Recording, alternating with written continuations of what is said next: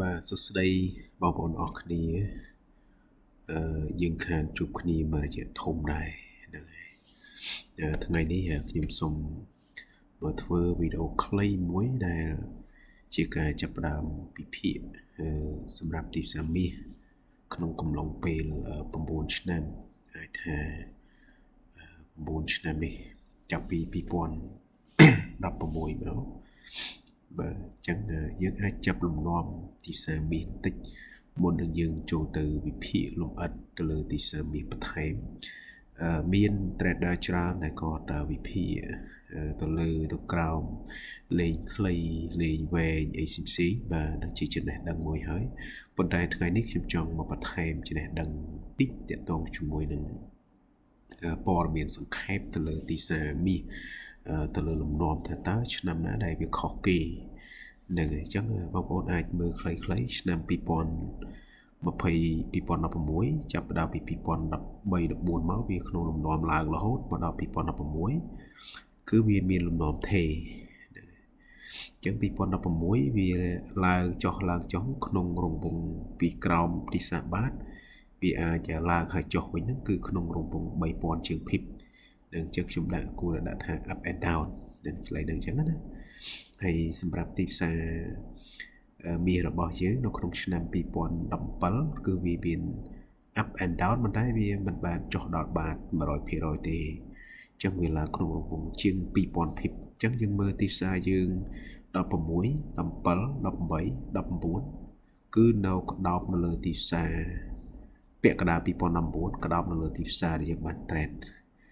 មានន័យថាទីផ្សារមាសដើរក្នុងរង្វង់ 3000 pip ចុះក្រោមប៉ុន្តែ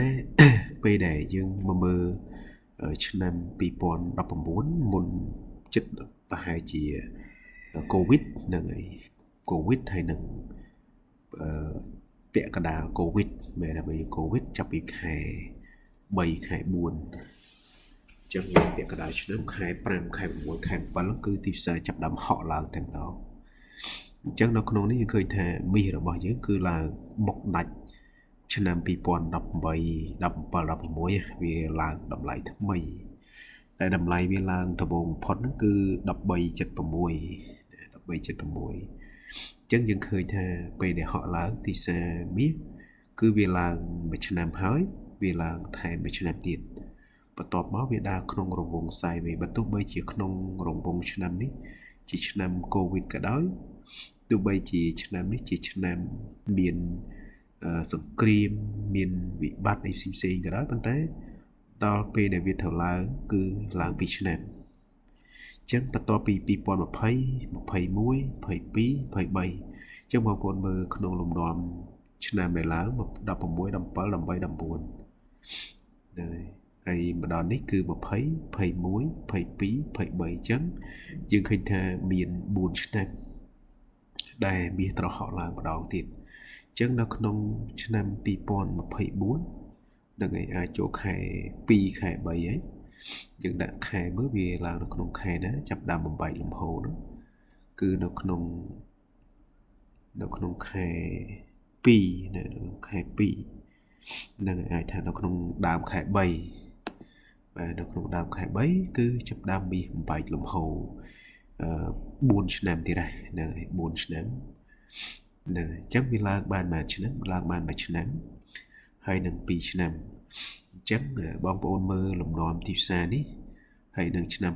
2025តើមាសវាអាចឡើងលើនេះទេវាអាចដើរចេញក្នុងរង្វង់ដែលខ្ញុំកំណត់នេះទេបាទអញ្ចឹងយើងមើលយើងទៀងទាត់អញ្ចឹងយើងមើលនៅក្នុង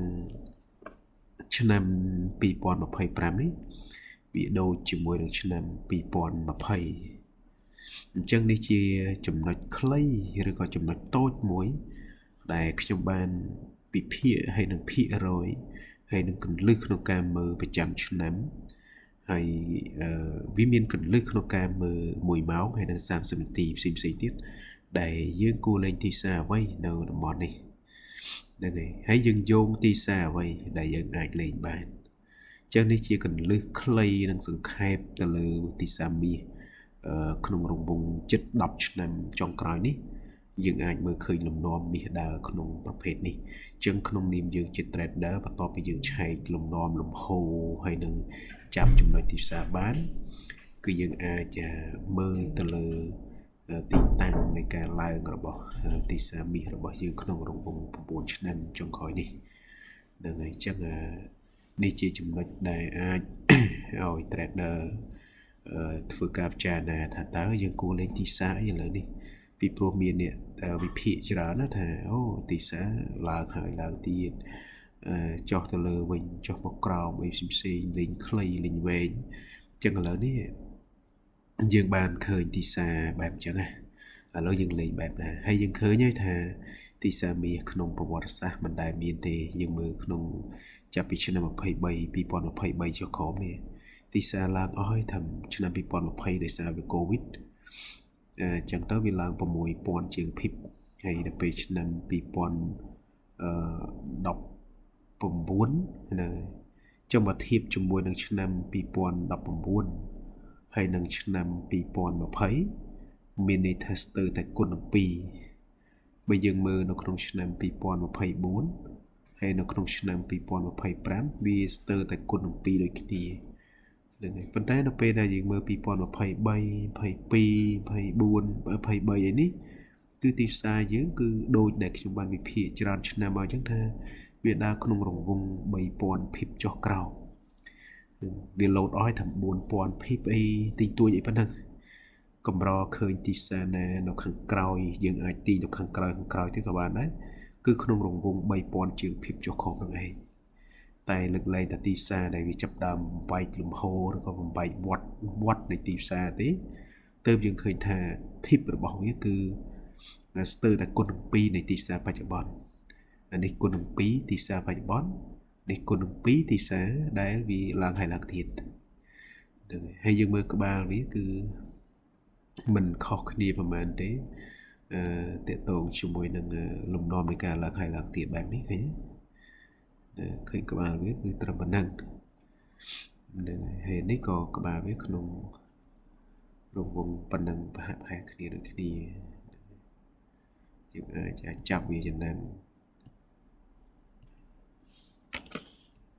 យើងអាចចាប់វាចំណាំបន្តិចទៅនឹងយើងឃើញលំនាំវាចេញមករៀងវាមិនខុសគ្នាប្រហែលនេះអញ្ចឹងយើងកំពុងតែផ្ទៀងផ្ទាត់ដែរថាតើទីផ្សារនេះវាអាចបំបែកទីណាបានទៀតដែលវាកម្លាំងវាខ្សោយបំផុតនៅកន្លែងណាពីព្រោះមែនតើទៅទីផ្សារគួរតែដល់កន្លែងនេះដែលជាលំនាំផ្សាយវាប៉ុន្តែស្រាប់តែពេលថ្ងៃវិញឬក៏ប្រហែលម៉ោងមុននេះប្រហែលថ្ងៃមុននេះគឺវាបានធ្លុះតម្លៃមួយទៀត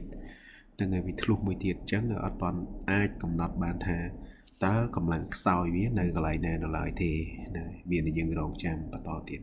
ញ្ចឹងក្នុងការវិភាគទីផ្សារក្នុងមួយថ្ងៃ time frame ក្នុងមួយថ្ងៃគឺយើងកំណត់បានទីផ្សារបែបនេះយើងមិនទាន់ជីកឬមួយក៏កំណត់ច្បាស់លាស់ទៅលើទីតាំងចូល sell ឬចូល buy ទេប៉ុន្តែជាអ្វីមួយដែលខ្ញុំចង់ឲ្យបងប្អូនជា trader ថ្មី trader ចាស់ហ្នឹងឲ្យចេះចាប់លំនាំទីផ្សាររួមសិនហើយចាំយើងចូលទៅ30នាទីឬក៏1ម៉ោងឬក៏4ម៉ោងដើម្បីរកកម្លាំងជាក់ស្ដែងទៅលើទីផ្សារ sell buy ហ្នឹងជាងខ្ញុំមានវីដេអូ8នាទីប៉ុណ្ណេះ